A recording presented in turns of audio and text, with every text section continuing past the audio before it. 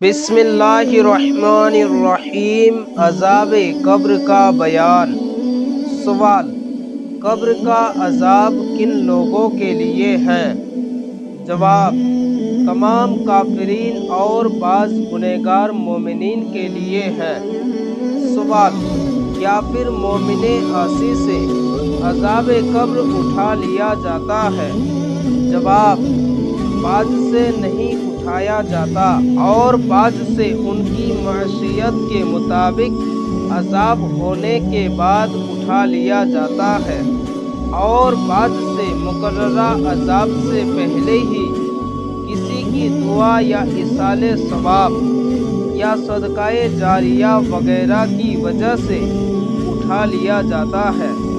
اور ایک روایت میں یہ بھی ہے کہ مومن عاصی پر عذاب قبر شب جمعہ آنے تک رہتا ہے، اس کے آتے ہی اٹھا لیا جاتا ہے۔ پیارے ناظرین، ویڈیو پسند آئے تو لائک کریں اور چینل کو سبسکرائب کریں تاکہ اسی طرح ویڈیو سب سے پہلے آپ تک پہنچ سکے۔